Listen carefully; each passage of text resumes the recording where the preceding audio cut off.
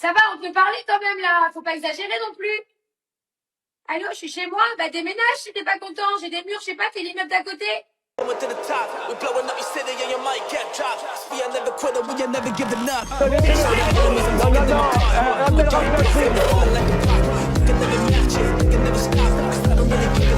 fumez, monsieur? Le football, il a changé. Oui. Peut-être.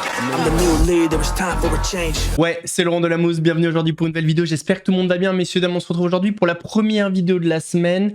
On va lancer cette semaine de la meilleure des manières, avec une bonne vidéo, enfin en tout cas je vais essayer. Avant de partir, messieurs, dames, c'est le moment de soutenir la chaîne et moi-même en mettant votre plus gros pouce bleu, votre meilleur commentaire, n'oubliez pas de s'abonner et d'activer la cloche pour pas rater les prochaines vidéos. On fait de même sur la chaîne principale, la chaîne Mousse, où vendredi je vous sortis une vidéo sur Hakim Benotman, on me sur Instagram, le nouveau OK c'est Mousse qui est en description, sur TikTok, sur Twitch pour pas rater les lives du dimanche soir à 21h30.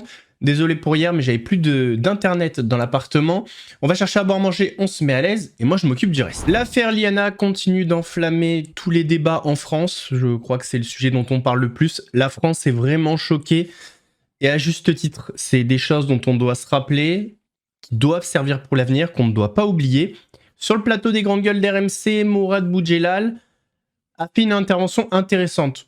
Je le mets parce que, bon, voilà, avec Mourad, des fois, on n'est pas d'accord, mais parfois, je suis complètement d'accord avec lui. Et c'est pas parce qu'il vient de chez moi. Est-ce qu'il y a un système qui protège la pédocriminalité dans ce pays? Moi, je dis que la réponse est oui. Moi, je pense qu'aujourd'hui, la pédocriminalité est implantée et dans ce pays et dans le monde. Non, on n'a pas changé d'époque. C'est une réalité, la pédocriminalité dans ce pays. Oui. Et on ne se donne pas les moyens de lutter pour. Pourquoi? Allez chercher la réponse. Peut-être qu'il y a un lien entre ceux qui devraient lutter et ceux qui subissent, j'en sais rien. Là, mais aujourd'hui, c'est une véritable réalité. Le dossier Epstein en est aujourd'hui une révélation. Et donc, ce mec, la Barella, d'abord, ce qui est le plus surprenant, c'est que les parents vont porter plainte. Moi, je pense que c'est lui qui porterait plainte contre moi. Mais je pense sincèrement que... oui, le mec qui touche à ma fille, c'est lui qui va porter plainte contre moi. C'est clair, c'est pas moi qui porte plainte. Barella, il n'y a pas de système qui le protège. Non, il n'y a pas. Il n'y a pas de système aujourd'hui, dans ce pays, la pédocriminalité... Et aujourd'hui, je ne dis pas qu'elle est couverte, bien sûr que non. Alors, mais on n'a pas les moyens. D'abord, la justice n'a pas les moyens et on n'a pas fait ce qu'il faut aujourd'hui parce que pour endiguer un phénomène sur lequel on s'est voilé les yeux parce que c'est une réalité. La pédocriminalité dans ce pays est très présente. Je suis totalement d'accord avec Mourad Boudjelal et je vais même aller plus loin. La pédocriminalité, elle n'est pas présente que dans notre pays, elle est présente partout. Et en fait, il faut que tous les pays prennent la mesure de ce fléau. Parce que potentiellement, on peut avoir un Italien qui vient en France, je sais pas, un Allemand, enfin peu importe, un Belge. Ouais, il faut que tous les pays prennent ce problème. Le mot est trop faible pour le truc, mais vous avez compris. À bras le corps. Ça doit devenir une des priorités. Et vous savez, c'est quoi le plus fou? C'est que le frère de Jérôme Barella, qui est le principal suspect dans l'affaire de Liana, vient d'être mis en garde à vue pour viol sur mineur. Le frère de Jérôme Barella, le principal suspect du meurtre de Liana, vient lui aussi d'être placé en garde à vue pour viol. C'est la procureure de la République d'Auch qui a fait cette annonce ce lundi 8 juin dans un communiqué. Il a été placé en garde à vue à 10h25 pour les chefs de viol sur mineur de plus de 15 ans, viol sur conjoint et séquestration et menace de mort sur conjoint. À ce stade, aucun élément supplémentaire n'a été communiqué concernant le viol présumé sur la personne mineure. En revanche, dans l'affaire de viol sur conjoint, on sait que la plaignante accuse le frère de Jérôme Barella, âgé d'une quarantaine d'années, d'avoir commis ces faits entre 2007 et 2017. Sa plainte a été déposée bien avant l'affaire Liana, en 2024 selon les informations de BFM. Toujours selon le média, les deux frères n'entretenaient plus aucun lien. On vous tiendra au courant sur Brut des suites de la garde à vue. Je vais vous partager un clip maintenant qui m'a beaucoup choqué. Il y a un streamer qui s'appelle Pantoufle, qui a un contenu assez politisé. Voilà, il est ouvertement de gauche. Bon, bref, on s'en fout. Moi, vous savez que je suis pas du tout politisé, donc je peux parler de streamers de gauche, de droite, d'extrême gauche, d'extrême droite, peu importe. On s'en branle.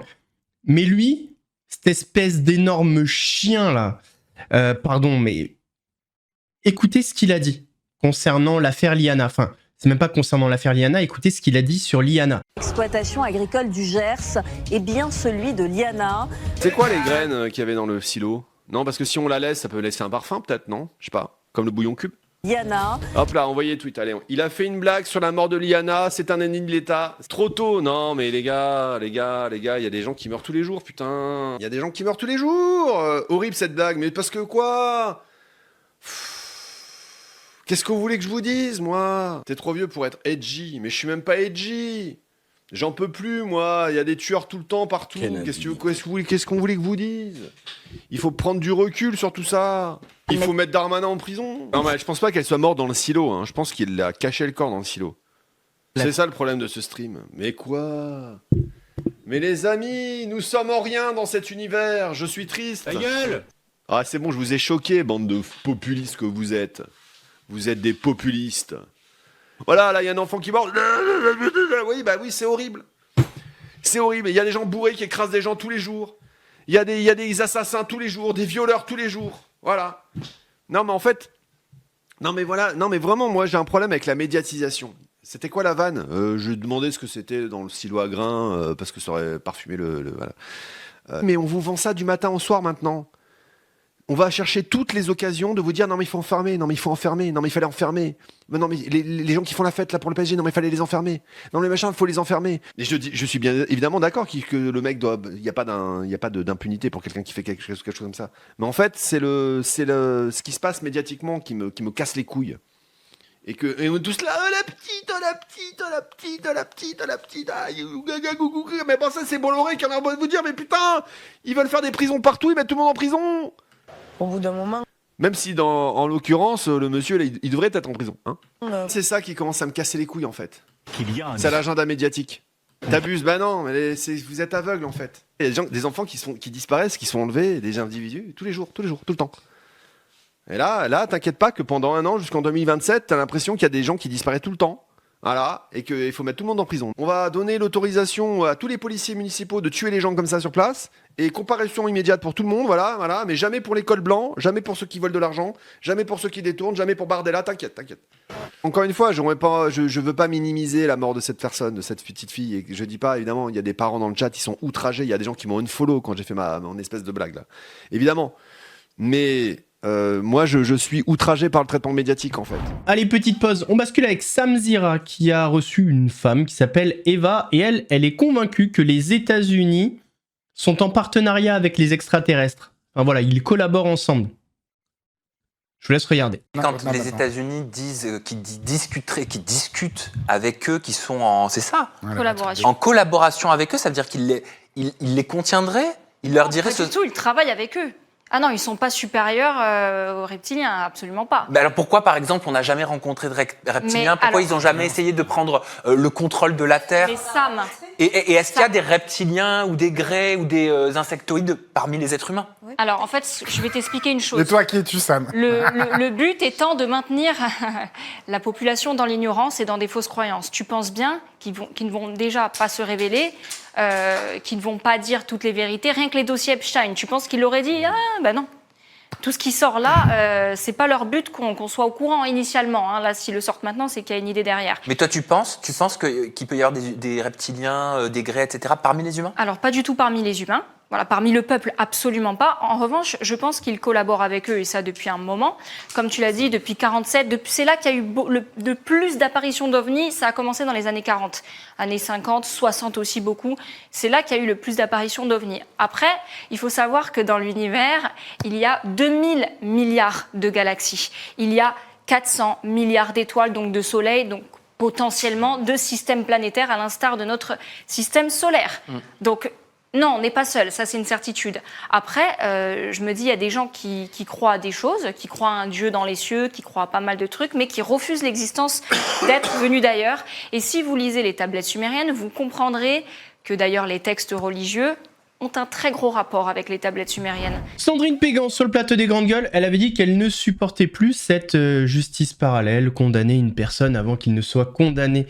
Au niveau de la justice, et elle parlait de Patrick Bruel. Je ne supporte plus cette justice parallèle qui est en train depuis des années de se créer. Je refuse une société, je vous le dis clairement, où une sanction dépend du niveau de pression médiatique plutôt que du niveau de preuve. À quel moment il y a une poignée de militants qui décident de faire une justice et d'exécuter socialement des gens alors qu'aujourd'hui, on ne sait pas ce qu'il en est. Et je veux dire, là, avec eux, avec ce militantisme-là que je déplore, qui est à l'excès à mon sens, il y a une espèce de justice sans enquête, il y a une justice sans défense, il y a une justice sans contradictoire et encore moins sans peine. On fait que dire qu'il faut écouter les victimes. écouter les victimes, d'accord, mais ne pas non plus abonder dans leur sens. Elles n'ont pas forcément parole d'évangile. Alors, Sandrine, on peut comprendre ce que tu dis, mais c'est en train de bouger concernant Patrick Bruel. Le chanteur Patrick Bruel est en garde à vue. Oui, il a été placé ce matin depuis 8h30 sous le régime de la garde à vue. Pourquoi ? Pour être interrogé sur les dossiers de violences sexuelles dont on parle depuis plusieurs semaines. On rappelle qu'il est accusé par plusieurs femmes. C'est une information de France Info qu'on vous confirme par une source judiciaire. Il est dans les locaux du 1er district de la police judiciaire. On le rappelle, il y a au moins 12 plaintes qui sont sur le bureau de la justice et une en Belgique. Donc sous le régime de la garde à vue, Patrick Bruel, il va devoir répondre à une série de questions. Et puis, dans un deuxième temps, il pourrait être effectivement confronté à certaines de ces femmes qui l'accusent. La chaîne YouTube Face à Rajou ont reçu Bruno Monroe. Et dans cette interview, dans ce podcast, Bruno Monroe a balancé une bombe. Est-ce que c'est vrai ? Est-ce que c'est pas vrai ? Sur un recruteur, notamment de Voice Kids, etc. Dans pas très longtemps, il va y avoir un scandale par rapport au directeur de casting de The Voice, que je vais pas citer. Si. Mais non, je ne vais pas le citer pour ne pas avoir un procès au cul. Ouais, mais c'est trop facile. Non, écoute-moi mais c'est facile de le retrouver. Écoute-moi bien, je vais lancer une perche qui va être reprise dans pas si longtemps que ça dans tous les médias. Je vais être le premier à en parler. Dans pas si longtemps que ça, la plupart des Français vont comprendre comment on fait The Voice. Il y a un directeur de casting qui se tape tous les gamins mineurs, qui leur promettent des carrières, qui leur promettent monts et merveilles. C'est toujours le même, tout le monde le connaît. Et j'espère qu'après avoir dit ça aujourd'hui dans ton plateau, ils vont commencer à parler. Parce que les gens, il faut qu'ils comprennent que pour faire The Voice, il faut coucher avec le directeur de casting qui s'est occupé d'énormément de comédies musicales, qui est hyper connu. J'ai pas besoin de citer son nom, les gens vont le reconnaître, ok ? Mais il y a des scandales sexuels. Tout le monde, le grand public le connaît pas. Par rapport à la pédophilie, par rapport aux mineurs, par rapport à ce qu'il faut faire pour faire The Voice Kids et The Voice tout court, qui va exploser comme d'autres scandales ont explosé. Et j'aurais été le premier à en parler. Oui, mais on sait pas qui c'est aussi. Donc Mais tu vas voir. Après, ces paroles, pour l'instant. Cette vidéo va ressortir. Bah, ces paroles n'engagent que toi. Nous, on n'a pas de. C'est pour ça que je dis pas le nom. Donc tu dis, ouais, c'est quelqu'un qui abuserait. C'est grave, hein, des paroles de dire ça. Dans pas si longtemps que ça, on va découvrir comment tu fais le casting de The Voice. Comment tu sais ça ? Ce qu'on te promet, etc., etc., etc. Ok.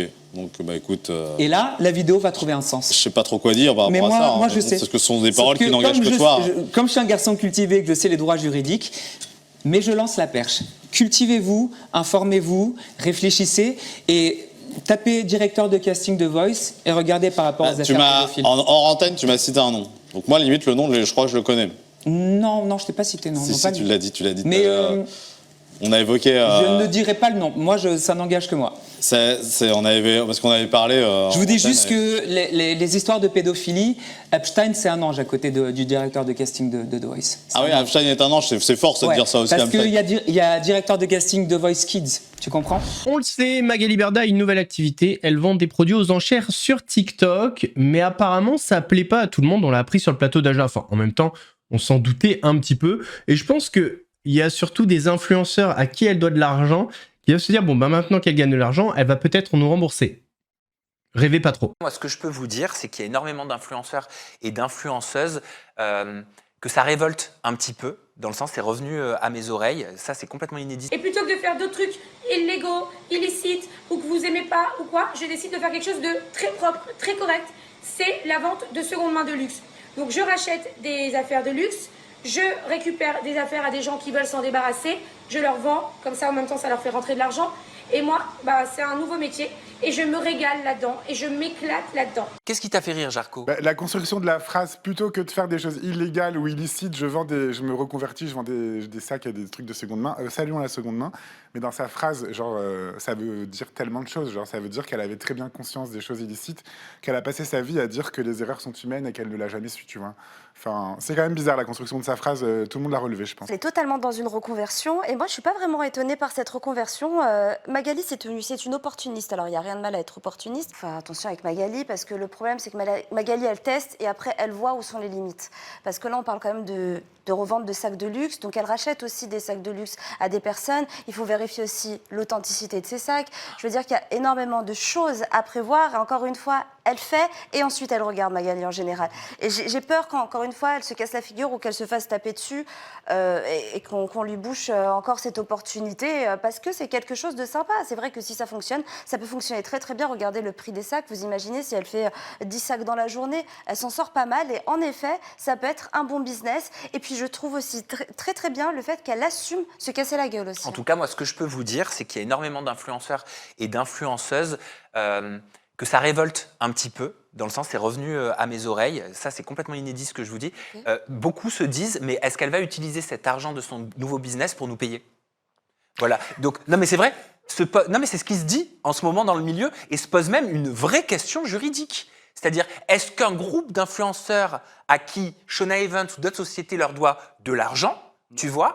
Ah bah si, c'est une vraie question juridique. S'ils se regroupent, est-ce qu'ils peuvent faire une action en justice pour réclamer, pour dire, voilà, OK, il y a une société qui a peut-être été en faillite, mais vu qu'elle fait notre business avec une autre société, est-ce qu'on peut réclamer nos dus au travers de ce nouveau business? Légalement. Ça dépend de beaucoup de choses. Ouais. C'est un redressement judiciaire. Ça veut dire qu'en fait, la société... C'est pas la même boîte. C'est pas la même boîte. Donc, c'est la société qui est un redressement judiciaire qui doit refaire de l'argent pour pouvoir ou réutiliser cet argent et couvrir les dettes. Et d'ailleurs, ce n'est même pas plus elle qui les gère. Du coup, quand tu as un redressement judiciaire, tu ne peux pas toucher, tu ne peux pas gérer.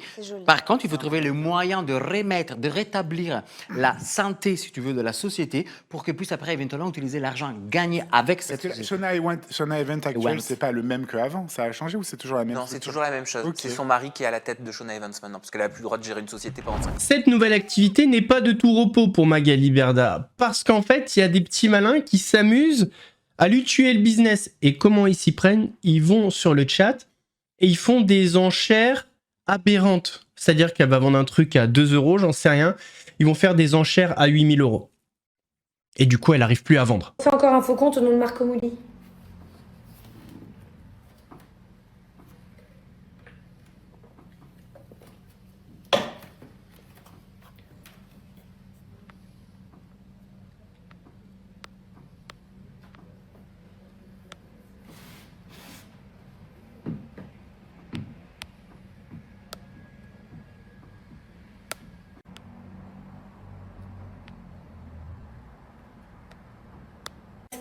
En fait, je vais vraiment, je vous jure, hein, c'est-à-dire que même si je vends rien, je m'en fous. Voilà, sachez-le, amusez-vous, c'est pas grave.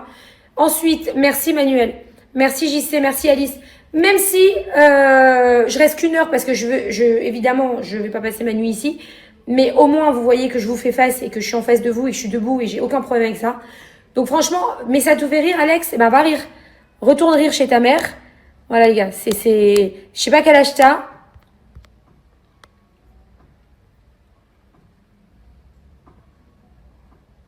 Alors, Magali pensait avoir trouvé la solution pour mettre la pression sur ses trolls, parce qu'il y en a un qui a surenchéri. Il a eu le produit, enfin, il a eu la vente, on va dire, et elle lui a dit, ben voilà, tu vas être débité et je te rembourserai pas. Bon, elle a quand même oublié un truc, c'est marqué en haut du live, garantie remboursement. Puis il y a quand même des lois, quoi, c'est encadré par le code de la consommation, et en fait, il y a le délai des 14 jours. Donc là, je pense qu'elle a voulu répondre aux trollers, en essayant de les avoir, mais il y a la loi. Alors ne vous trompez pas quand vous swipez, les amis, j'annulerai pas. Les amis, je vous le dis, ne vous trompez pas quand vous swipez, j'annulerai pas, les amis. 3250, t'habites en Paris ou t'habites ailleurs? T'as fait une erreur. Ben, comment tu peux faire une erreur? Ah, les gars, vous êtes trop durs. T'as voulu fermer le live.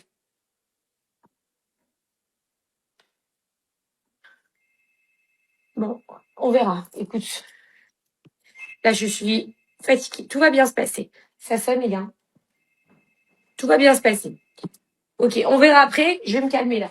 Quelqu'un la veut, la ceinture, ou pas? Si quelqu'un la veut, je te l'annule. Comme je sais qu'il y avait du monde qui la voulait. Est-ce que quelqu'un veut la ceinture Christian Dior, les amis? Elle vaut 700 €. Dites-moi oui, dites-moi non. T'es chaud, Doumo? Rajoutons à ça le voisin qui en peut plus, c'est-à-dire qu'elle est à 00h30 en train de crier, parce que j'ai vu les extraits juste avant, on voit, elle crie pour vendre ses produits, en fait, comme au marché du Cours Lafayette à Toulon, tu vois, quand on vend le poisson, la salade et tout, bon bref. Donc le voisin, il en a marre Ça, elle a du mal à le comprendre. Ça va, on peut parler quand même là, faut pas exagérer non plus. Allô, je suis chez moi, bah déménage si t'es pas content, j'ai des murs, je sais pas, t'es l'immeuble d'à côté. Oui, bonjour, tiens, moi aussi je te dis bonjour. Voilà. C'est une folie ça, quand même, je crie pas là. Je suis en train de parler, on peut pas taper même quand on parle. Alors, c'est une folie. Je t'ai demandé, tu m'as dit oui, pardon, c'est vrai, elle a raison Shaima, merci. C'est que j'ai demandé avant, je t'ai dit c'est ok pour toi, tu m'as dit oui. T'es d'accord? Tu l'as payé combien? Attends, je vais te dire. Tu l'as payé 721. Et comment tout ça a terminé? Eh bien mal, Magali Berda a terminé le live en pleurs, elle a coupé parce qu'elle n'arrivait plus à vendre aucun produit, mais elle a quand même annoncé qu'elle allait déposer plainte contre les trolls. Alors techniquement, je ne sais pas si c'est recevable, peut-être qu'elle peut faire passer ça pour du cyberharcèlement, je sais pas, mais je vous laisse regarder. Je vais jamais y arriver, ça me fatigue. Ça me fatigue. Tout va bien. Ça va aller. J'ai tout ça à vendre. Je peux pas travailler. J'ai tout ça à vendre, je vais faire comment? Que Dieu m'entende, que je vous vois dans un tribunal en face de moi, que je vois votre tête, je vous jure, et que vraiment j'aurai pas de peine pour vous. Mais vraiment, demain, je vais déposer des plaintes. Et franchement, mais je vais le faire avec un grand plaisir. J'ai aucun souci avec ça. Donc amusez-vous, prenez votre pied, parce que je vous garantis que vous allez moins rigoler. Et ne croyez pas que c'est impuni, ne croyez pas que c'est anonyme à 100%, ne croyez pas tout ça les amis, parce que tous ceux qui m'ont harcelé à l'époque en 2022, vous voyez, finalement vous vous arrêtez pas. Et ben il y a eu 34 condamnations à de la prison, et croyez-moi que je les ai vus au tribunal, ils faisaient moins les malins. C'est-à-dire que là, vous faites les malins, etc. derrière votre écran, mais quand vous êtes au tribunal devant un juge, vous faites moins les malins. Bizarrement, ça se retourne, ça pleure et ça demande pardon. Vous voyez ce que je veux dire? Donc faites les malins maintenant, gardez bien cet enregistrement, et on verra si un jour que Dieu m'entende que je vous vois dans un tribunal en face de moi, que je vois votre tête, je vous jure, et que vraiment j'aurai pas de peine pour vous. Mais vraiment, je n'aurai absolument pas de peine pour vous. Voilà, donc merci mille fois les amis. Demain, je reviendrai. Je ne me laisserai pas franchement faire par ces gens-là. Et demain, je reviens avec grand plaisir les gars. Voilà. Messieurs, dames, on arrive à la fin de cette vidéo, j'espère qu'elle vous a plu. Si c'est le cas, votre plus gros pouce bleu, votre meilleur commentaire. On n'oublie pas de s'abonner et d'activer la cloche pour ne pas rater les prochaines vidéos. On fait de même sur la chaîne principale, la chaîne Mousse, où vendredi je sortis une vidéo sur Hakim Benotman. On me rejoint sur Instagram, sur TikTok, sur Twitch pour ne pas rater les lives du dimanche soir à 21h30. Nous on se donne rendez-vous mercredi pour une nouvelle vidéo d'actu. En attendant, prenez soin de vous. Laurent de la Mousse vous salue.